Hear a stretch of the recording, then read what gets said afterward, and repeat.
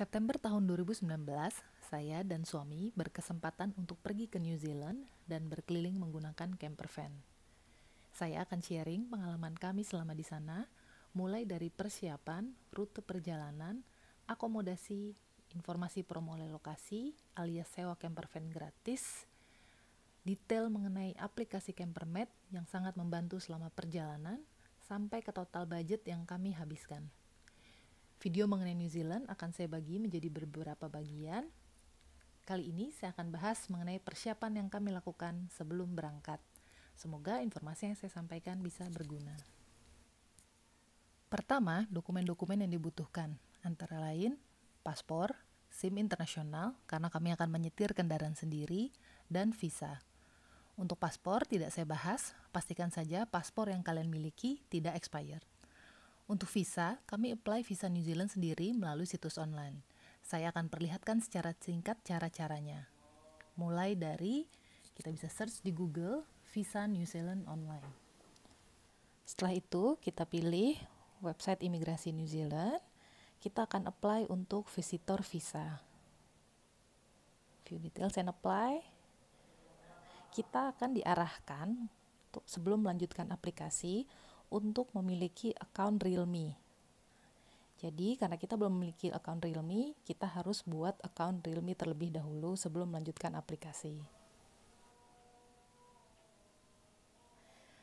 Pastikan kita mengisi data sebenar-benarnya dan setepat-tepatnya, karena ini akan mempengaruhi approval visa kita.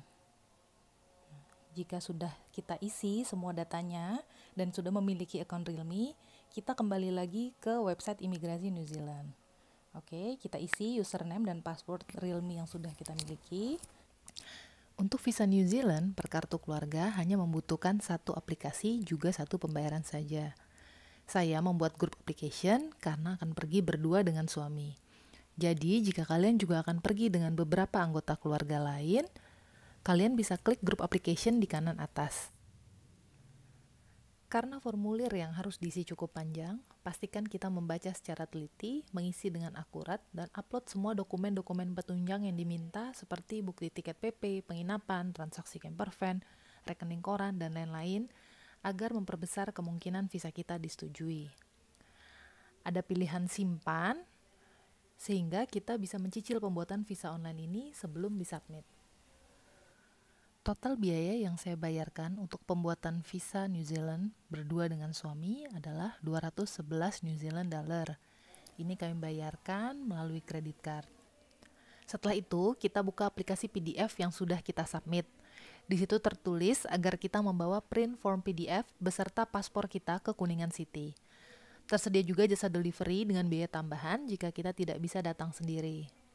Di Kuningan City kami membayar Rp200.500 sehingga total biaya untuk pembuatan visa yang kami keluarkan sebesar Rp2.311.000. Setelah itu kami menunggu visa disetujui dan dikirimkan melalui email. Untuk pengalaman kami hanya membutuhkan waktu 2 hari sejak kami pergi ke Kuningan City dan submit paspor sampai visa dikirimkan melalui email. Yang kedua, SIM internasional. Sebenarnya untuk New Zealand cukup menggunakan SIM yang diterjemahkan. Namun karena kami rencana ingin menggunakan untuk negara-negara lain, jadi sekalian kami buat SIM internasional. Kami membuat di Korlantas Polri di Jalan MT Haryono Pancoran. Persyaratannya hanya membawa dokumen asli dan fotokopi dari paspor, KTP, SIM yang berlaku, serta materai 6.000 1 lembar, lalu pas foto 4x6 3 lembar, menggunakan latar belakang biru dengan kemeja dan dasi, wanita menggunakan blazer. Biayanya Rp750.000 dan prosesnya sangat cepat. Hanya membutuhkan waktu 20 menit dari mulai kami datang, antri sampai SIM selesai. Infonya saat ini pembuatan SIM internasional bisa dilakukan online. Selanjutnya tiket. Sebelum membeli tiket, kami merencanakan garis besar perjalanan kami. Setelah banyak pertimbangan, akhirnya kami memutuskan untuk terbang dari Jakarta ke Auckland, menginap 1 malam di Auckland, dan keesokan paginya melanjutkan penerbangan ke Christchurch. Dari Christchurch, kami melanjutkan perjalanan dengan campervan Bridge, mengelilingi South Island, dan mengembalikan kembali campervan kami di lokasi yang sama. Setelah itu, kami berganti campervan, menikmati promo relokasi dari Apollo Campervan, dan berjalan menyeberang dan mengelilingi North Island menggunakan Apollo Campervan. Setelah rencana besar ditetapkan, kami mulai memesan tiket pesawat. Selanjutnya campervan. Semua pemesanan campervan kami lakukan di Jakarta. Untuk penyewaan campervan, kami mencari campervan yang sesuai, membandingkan semua harganya menggunakan beberapa website seperti Vroom Vroom Vroom, Motorhomes, Rankers, dan akhirnya memesan Bridge melalui Rankers karena mendapatkan harga penawaran yang paling murah untuk spesifikasi yang sama.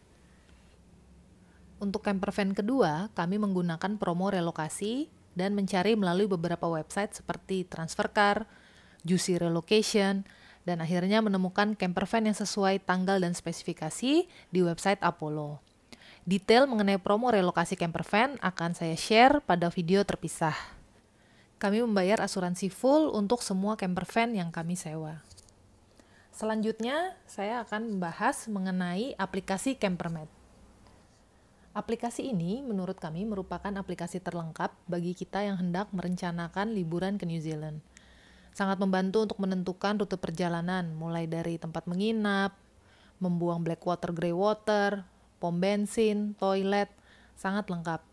Kami sarankan kalian untuk mendownload aplikasi ini sebelum berangkat ke New Zealand.